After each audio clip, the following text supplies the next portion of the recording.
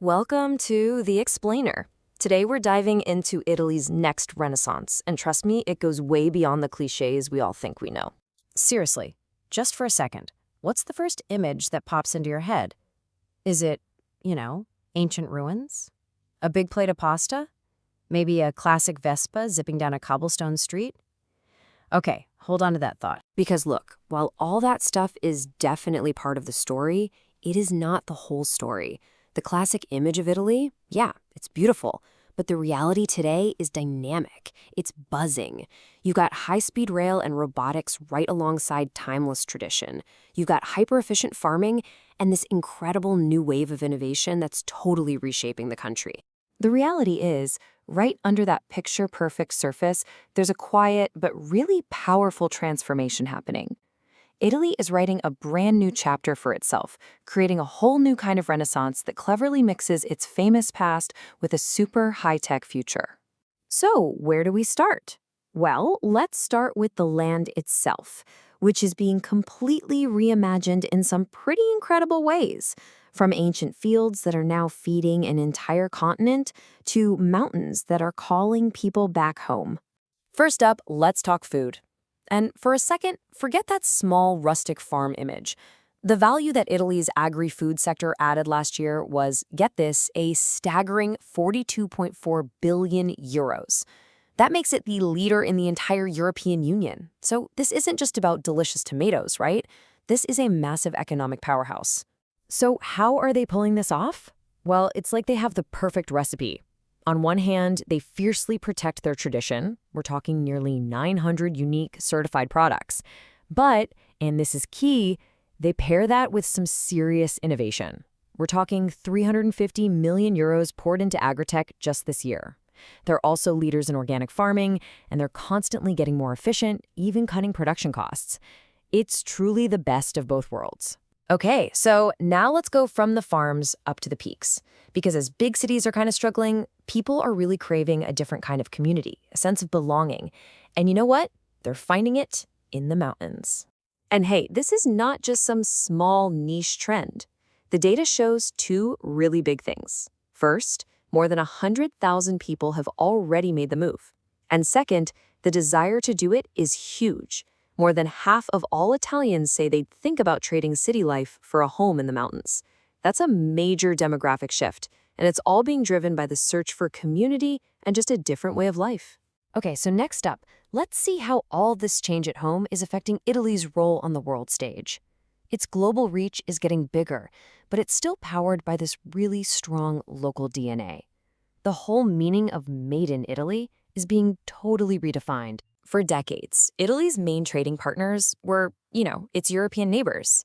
But if you look at the last 25 years or so, that map has been completely redrawn.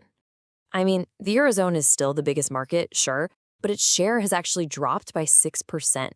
And who's filling that gap? The United States and China. That tells you Italy has a much more global footprint now. And what they're selling has changed too.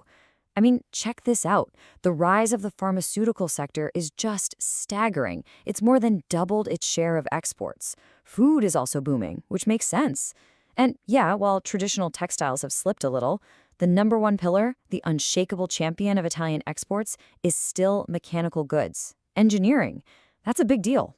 So, okay, we see where the products are going and what they are. But why?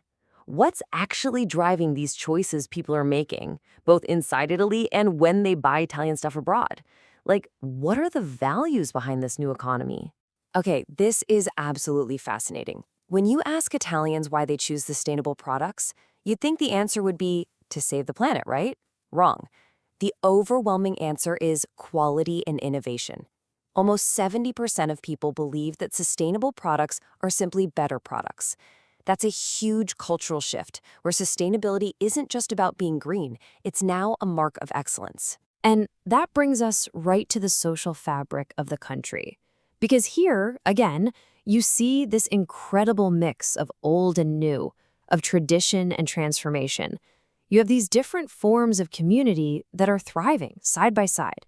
So on one hand, you've got the timeless tradition of the local sagra, the village festival. I mean, this is a place where human connection just happens, you know? No filters, no algorithms.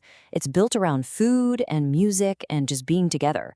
It's the real analog heart of community life. And then right alongside that very traditional scene, you have this explosive, totally modern movement. The growth in women's soccer, it's just incredible. The number of registered players has more than doubled. TV viewership has more than doubled. This is a powerful, new kind of community, a new passion, a new identity that is absolutely capturing the national imagination. All right, for our final section, let's look at how Italy is literally building its future with these massive projects that range from coast-to-coast steel rails to something that sounds like science fiction, synthetic nerves. Let's start with the rail network. And to really get a sense of how ambitious this is, just look at the investment. 100 billion euros.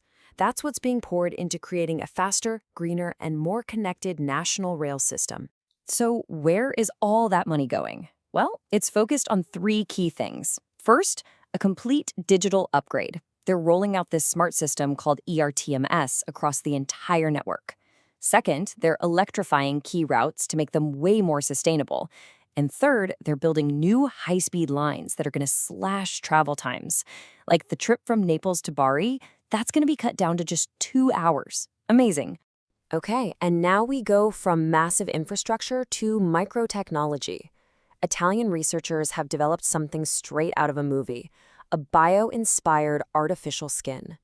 It's this flexible material that uses optical fibers and a neural network to basically mimic our sense of touch. It can feel not just that it's been touched, but where and how hard. And the potential uses for this are just mind-blowing. Think about it. Robots that can handle delicate things like an egg. Prosthetics that could give a user a real, lifelike sense of touch again. Virtual reality that you can actually feel. I mean, this one innovation could completely change how we and our machines interact with the physical world. So, what does all this add up to? Well, from the timeless traditions of a village festival all the way to the bio-inspired future of artificial skin, what we're seeing is Italy writing a new, really complex and totally fascinating story about itself.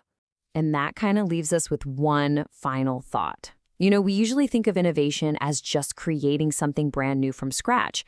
But maybe, just maybe, Italy's greatest innovation isn't a single product or a piece of tech.